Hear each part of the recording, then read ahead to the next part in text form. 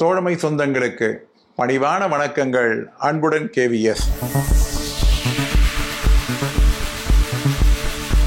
இன்றைய பகுதியிலே ஒரு முக்கியமான சமீபத்தில் ஏற்பட்ட நிகழ்வை பற்றி பாதிக்க இருக்கின்றோம். 2000களிலே 2/3 அபாலிஷன் என்பது அரசாங்கத்தால் புகுத்தப்பட்டது. அதாவது வாஜ்பாய் அரசு வந்த பின்னாலே அரசாங்க பணிகளிலே ஒவ்வொரு வருடமும் காலி இடங்களிலே 2/3 பதவிகள் ஒழிக்கப்பட வேண்டும் என்கின்ற ஒரு ஆணையினை வெளியிட்டது.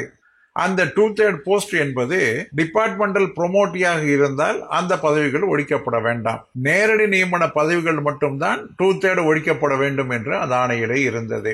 இந்த ஆணையினை எதிர்த்து கேரள உச்ச நீதிமன்றத்திலே கேரளாவினுடைய தோழர்கள் OA 314 2008 வழக்கு தொடுத்தார்கள். அந்த வழக்கினுடைய தீர்ப்பிலே குரூப் டி வேகன்சிஸ் என்பது 2002 முதல் உருவாகி இருக்கக்கூடிய அந்த குரூப் டி வேகன்சி என்பது நேரடி நியமனமாக கருதக்கூடாது. அவைகள் GDS ஊழியருக்கான பதவி உயர்வு பதவிகள். ஆகவே அந்த பதவிகளிலே GDS ஊழியரை DPC மூலம் நிரப்பிட வேண்டும். 2002க்கு பின்னால் GDS ஆக உள்ளவர்களை கொண்டு அனைத்து MTS பதவிகளும் அதாவது நிரப்பப்பட வேண்டும். எந்த பதவிகளும் ஆக்ட் செய்யப்படக்கூடாது, வெற்றி செய்யக்கூடாது என்ற உத்தரவை வெளியிட்டது.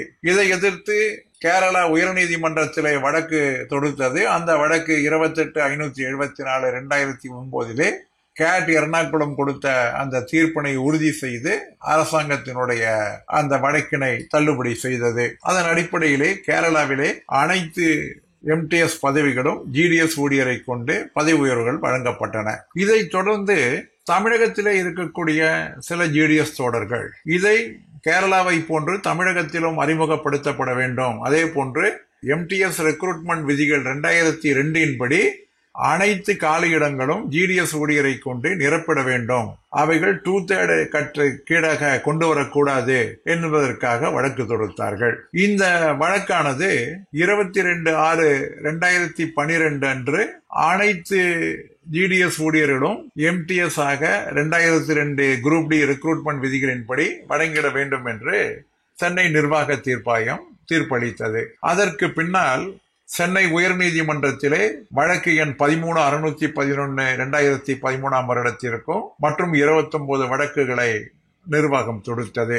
அவைகள் அனைத்துமே தள்ளுபடி செய்யப்பட்ட ஏற்கனவே கேட் வழங்கி இருக்கக்கூடிய உத்தரவின்படி அனைவருக்கும் குரூப் டி பதவி உயர்வு என்பது அளிக்கப்பட வேண்டும் என்கின்ற உத்தரவினை வெளியிட்டது. அதற்கு பின்னால் அஞ்சல் இலாக்கா உச்ச நீதிமன்றத்திலே வழக்கு தொடுத்தது.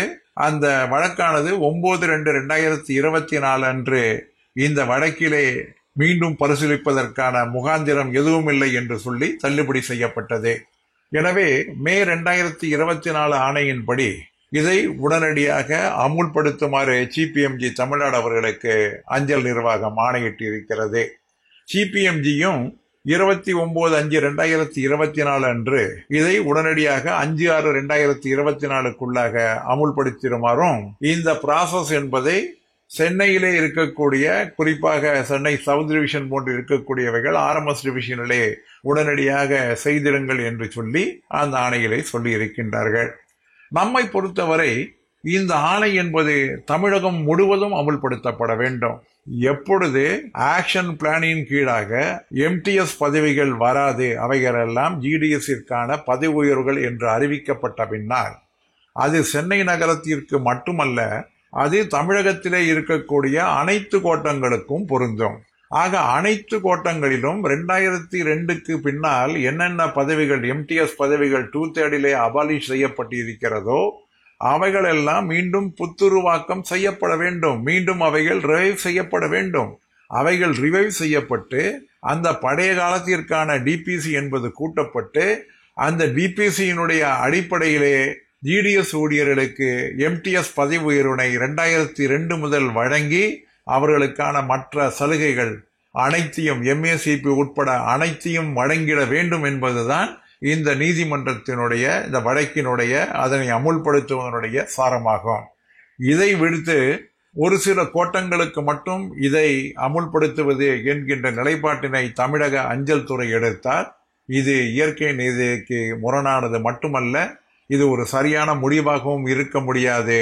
நீதிமன்ற வழக்கினுடைய உள்ளார்ந்த அந்த அர்த்தங்களை மீறுவதாக ஆகும் என்று கூறி முடிக்கின்றேன். மீண்டும் சந்திப்போம். அன்புடன் KVS.